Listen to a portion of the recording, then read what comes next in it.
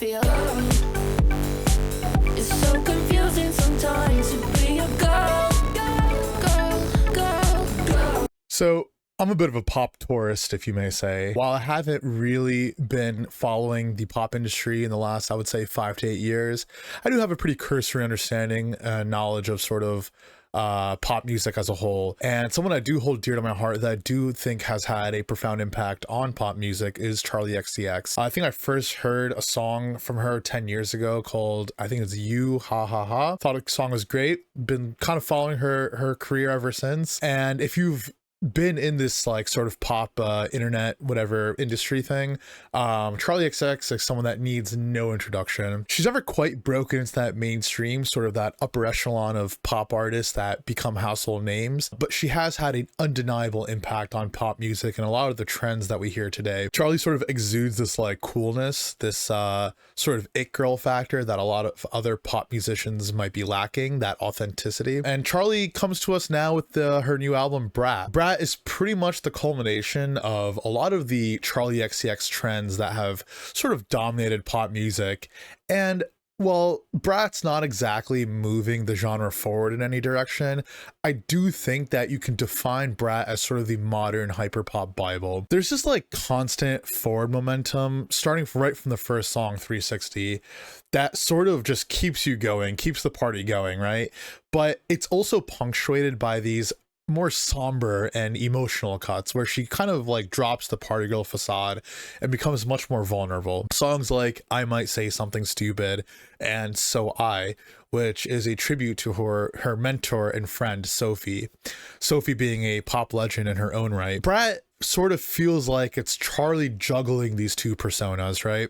Sort of her rightful place as one of the most influential pop artists of all time, someone who wants to like keep the party going until the sun rises, and her more feminine sort of girlish side where she kind of ruminates on being a mother and relationships with other women. It's quite masterful how both of these themes are juggled on BRAT. None of them seem too contradictory. In fact, they kind of work in tandem with each other. So as she ponders her emotional side, it only fuels that constant need to sort of be the party. A lot of the synth work here actually is really impressive. I like the grandiosity of a lot of these synths that come in the middle of these very thumping, hard-hitting bass lines. And this unpredictability in the songwriting keeps you constantly guessing and makes sure that it never gets boring.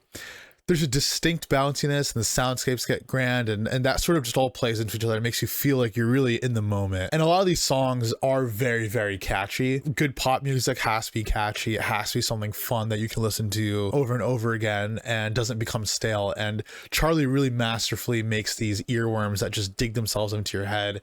And you find yourself just constantly repeating like lyrics and remembering like sort of the synths and things like that. However, the songs themselves sort of often leave a lot to be desired. Certain songs, there's like this deep inconsistency with how catchy and fun certain songs are versus songs that become sort of repetitive and boring. And unfortunately, that's what happens when you kind of play around with like the repetitive nature of pop music, is that to keep a song interesting requires a lot of thought and a lot of good songwriting abilities and can very easily become stale. So that line is very hard to navigate. Songs like, I think, Rewind, B2B, and Mean Girls are super skippable, do not do anything for me. I do not enjoy listening to those songs at all. However, songs like 360, Club Classics, and Girl So Confusing, to me, some of the best Charli XCX songs ever. So all in all, I think a lot of people are rating this album sort of like a 10 out of 10. It's one of the best pop albums of all time. I think people need to pump the brakes a little bit on that. I think it's it's a really strong album, but